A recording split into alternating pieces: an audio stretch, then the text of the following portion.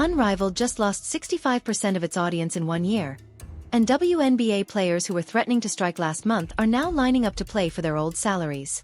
Let me show you exactly how this empire is crumbling in real time. Guys, there is no interest in pretend basketball. I have been telling you guys for years, as the mainstream media has intentionally lied to us. These elite athletes are amazing! This is the best basketball in the world! Woohoo! The numbers don't lie. They're brutal. Unrivaled Season 2 premiered on TNT to 107,000 viewers. Last year, opening night drew 313,000 viewers. That's not just a dip. That's a 206,000 viewer nosedive. A 66% drop off a cliff. And here's the part nobody wants to admit. The only real star in women's basketball proves she's irreplaceable. Season 2 of Unrivaled, opening night. They averaged 107,000 viewers on TNT. That is a 65% decline compared to last year. When Caitlin Clark isn't on screen, nobody is watching. Not Angel Reese, not Paige Buchers, not Asia Wilson, or whoever is being promoted this week. Meanwhile, Unrivaled is paying Paige Buchers $348,000 to generate 17,000 viewers. That's over $20 per viewer. TNT spent millions promoting this league. The media sold the story that women's basketball was exploding, and that elite athletes deserve our attention and money. But the audience spoke, and it was devastating. Fans don't want more women's basketball, they want less. Now, let's get to the real reason Unrivaled was created. On the surface, it's about giving WNBA players leverage. Options to demand better contracts. Noble, right? But here's the problem. A backup plan has to actually work. Unrivaled was supposed to be the ace up their sleeve.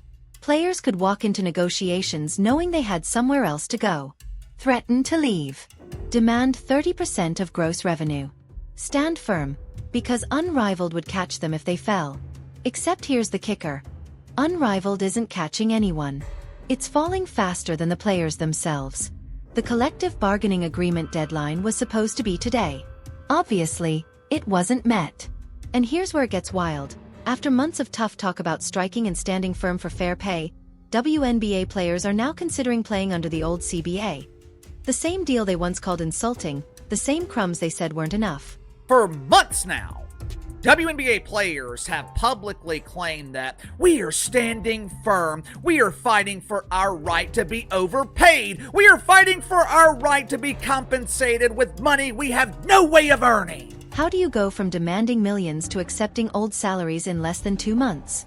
Here's exactly how. You lose your leverage. Every time Unrivaled posts another embarrassing rating, WNBA players' negotiating power drops. Every time TNT executives look at the numbers and question their investment, the players' position weakens. The NBA offered them 50% of net revenue. That's the money left after expenses. Sounds fair for a league losing money for 30 years straight, right? But WNBA players rejected it. They want 30% of gross revenue, the total before expenses. Under that plan, the league would lose $700 million. More than its total losses over the past 3 decades. Let's break down the insanity. The league is offering million-dollar contracts, literally what they originally asked for. But now, players are so stubborn, so convinced of their worth, that they'd rather play for old salaries than accept the contracts they demanded.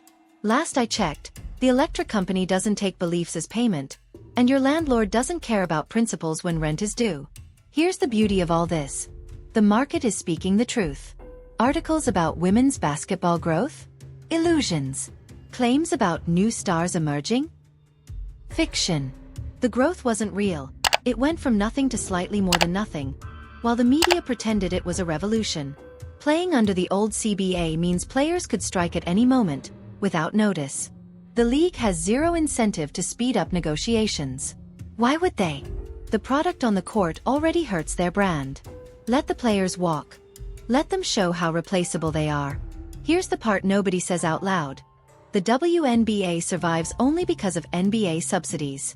Billionaire owners have been patient, investing millions into a league that produces losses, complaints, and problems. That patience has limits. And with Unrivaled failing as an alternative, those limits are being tested. Nisa Collier can talk about sustainability all she wants. Brianna Stewart can promote Unrivaled as the future. But when your opening night loses 65% of last year's already mediocre audience, the writing is on the wall. TNT can't keep throwing money at a product that can't even draw flies to fresh garbage. The WNBA's only edge over startups? Longevity. 30 years of losses survived thanks to NBA support. But surviving isn't thriving. With every alternative league failing, WNBA players should be grateful. Instead, they're demanding more from a system that already gives them everything. Project Pole Sun or any other startup league won't save them either. These investors keep repeating the same mistake. They think the product is good but undermarketed.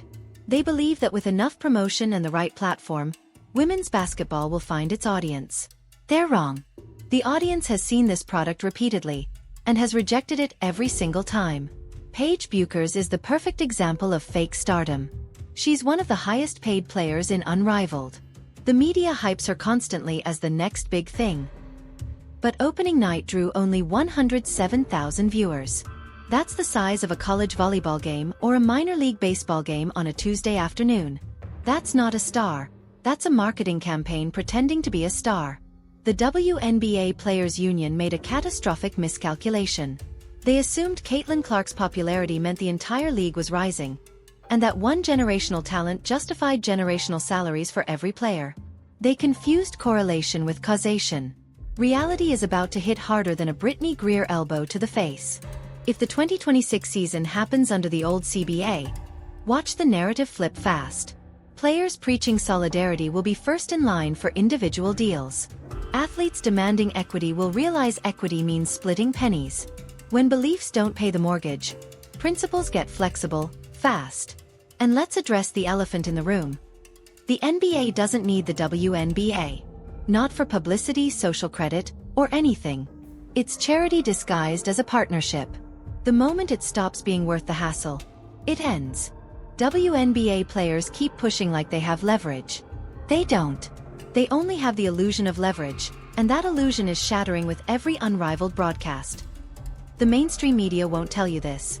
They'll keep pushing the narrative, pretending growth is happening, and calling mediocre players elite athletes. But ratings don't care about narratives. The audience doesn't care about agendas. And the market sure as hell doesn't care about feelings. Unrivaled's failure isn't just about one league collapsing. It's proof that women's basketball as a commercial product has a ceiling. That ceiling is Caitlin Clark. Without her, you get 107,000 viewers on a major network. With her, you get numbers that actually matter. Remove her, and the entire ecosystem collapses back into irrelevance. Here's what happens next. WNBA players either accept something close to the old CBA, or they strike and risk getting replaced. Unrivaled either shuts down after this season or limps along, burning investor money until someone finally pulls the plug. Meanwhile, the media keeps lying about growth that isn't happening. A year from now, we'll have this exact same conversation, because nothing fundamentally changed. The house of cards is falling. The emperor has no clothes. Pick your metaphor, they all fit. Women's basketball was handed a golden opportunity with Caitlin Clark. Instead of building around her, the league resented her. Instead of capitalizing on real interest, they demanded fake interest count the same. Now they're learning a lesson the market teaches everyone. Eventually, you're worth what someone will pay, not what you think you deserve. Comment below. Should WNBA players take the old deal or strike? Because at this point, it's hard to tell which option is more embarrassing.